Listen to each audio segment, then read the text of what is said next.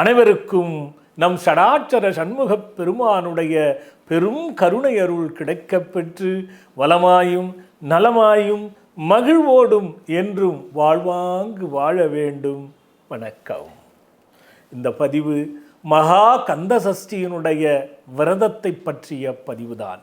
ஆம், சுமார் 22 ஆண்டுகளாக நெய்த்தேங்காய், முத்திரை நெய்த்தேங்காய் என்று நாம் முருகப்பெருமானுக்கு விரதம் இருந்து அந்த விரதத்தை நிறைவு செய்யும் பொருட்டு முருகப்பெருமானுக்கு முத்திரை தேங்காயில் நெய் நிரப்பி பிரார்த்தனை செய்து கொண்டு நெய் நிரப்பி அந்த நெய்யை எடுத்து அபிஷேகம் பண்ணி வருடந்தோறும் கொடுப்பது வழக்கம். வயது வரம்பின்றி ஆண் பெண் யார் வேண்டுமானாலும் இந்த விரதத்தை இருக்கலாம் என்ற குறிக்கோளோடு இந்த 22 ஆண்டு காலமும் சுமார் ஒரு 1500 2000 பேர் பங்கு கொண்டிருக்கிறார்கள் என்பதை உங்களுக்கு மகிழ்வோடு தெரியப்படுத்தி, அந்த வகையிலே இந்த ஆண்டும் 48 நாள் இந்த மகா கந்த சஷ்டி விரதத்தை தொடங்கி மாலை அணிவித்து அடித்தோய்ந்த பக்தர்கள் எல்லாம் விரதம் இருந்து கொண்டு இருக்கிறார்கள்.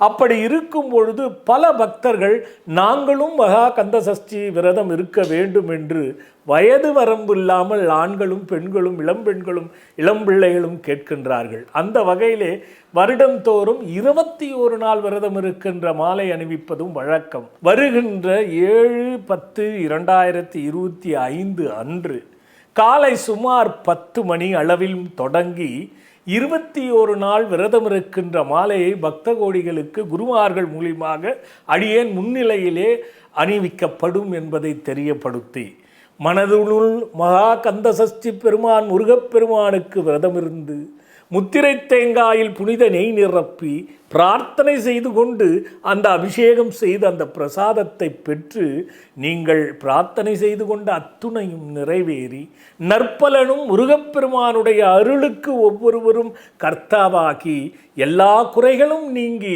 நிறைவாழ்வு நெடுஞ்செல்வம் நோய் நொடிகள் இல்லாமல் ருணரோக சத்ரு இல்லாமல் வாழ்வாங்கு வாழ்வதற்கு ஆண்டுதோறும் பல பக்தர்கள் பெருகிக் கொண்டிருக்கிறார்கள், பலனடைந்திருக்கிறார்கள் என்ற நோக்கத்தோடு இந்த 21 நாள் மாலை 7/10/2025 அன்று காலை 10 மணிக்கு உள்ளுக்குள்ளே இருக்கலாம், நம்மளும் போடலாமா, அந்த முருகனுடைய அருளை பெறலாமா, அது எப்படி இருக்கும் என்பதெல்லாம் சில பேருக்கு பார்த்து கொண்டிருக்கிறவர்களுக்கு இருக்கலாம். யோசிக்காமல் முழு மனதோடு முழு நம்பிக்கையோடு இந்த 21 நாட்களும் முருகன் பால் மனதில் வைத்துக்கொண்டு உள்ளத்தில் வைத்துக்கொண்டு உண்மையாய் விரதம் இருந்து பங்கு கொண்டு பாருங்கள். அதன் பலன் எப்படி இருக்கிறது என்பதை நீங்களே அறிவீர்கள். அது முருகனுடைய திருவருள் கிடைக்கப் பெறக்கூடிய ஒரு அற்புதமான விஷயம் என்பதனால்தான் இந்த 21 நாள் மாலை அணிவிப்பவர்களை வரவேற்று மாலையை அணிவித்து பயன்பெற வேண்டும் என்பதற்காக இந்த பதிவின் வாயிலாக அழைத்து மகிழ்கின்றேன்.